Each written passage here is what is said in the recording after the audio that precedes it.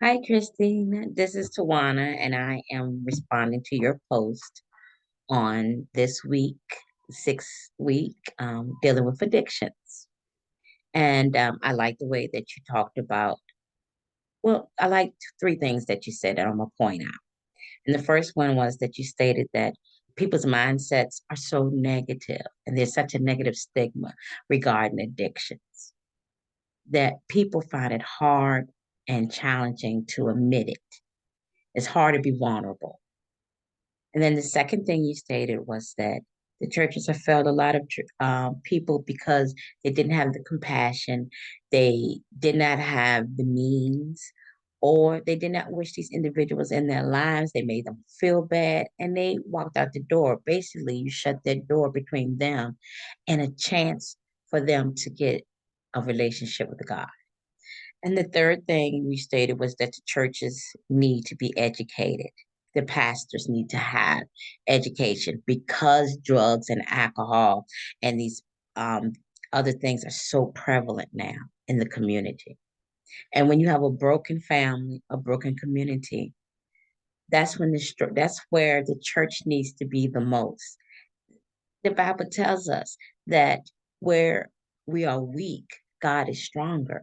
So where we are weak, that's where the church needs to be. That's where God needs to be, because that's where we build up our communities. And how we treat people is number one thing. That's why God is so crucial when he talks about love. So I was looking at how would an individual feel comfortable going into a church? What would make him be able to testify or confess that he had this sin, this burden, and without feeling guilt and shame? How would the church respond? And what would be the best way to respond? Well, one, other people have to be vulnerable as well. And everybody can't just have it all together, and there has to be a place where they feel love and they feel that no matter what, they know that they're not being judged and that God is there for them. Realistically, that's what God wants from us, to share his word. And in able to do that, we have to have love. How do we how do we make them feel like they could get help? We have to have programs in place for them. A lot of times the church left out of urban areas and left a vacuum there.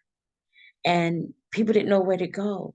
But now there are people going back into those areas, and they're building up the communities, and they're building people up with these programs and feeding the homeless and providing for those who have these addictions. And so important that we don't be so spiritually that we're no good to the people that are around us. And then I read a book by Tim Clinton and Ron Hawkins, and it's a quick reference guide, what they call about personal and emotional issues. And this is the Baker's Group of published in 2009.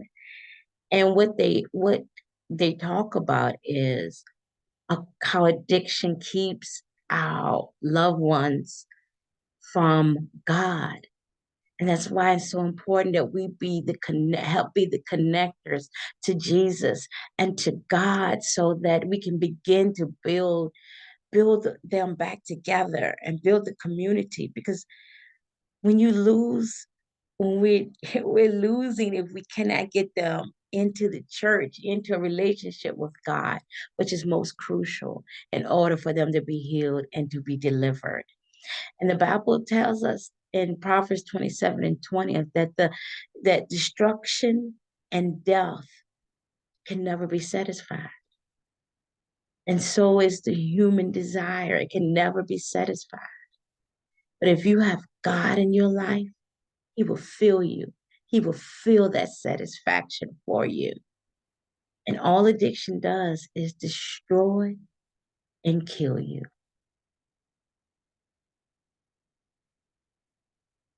It's important that we do better.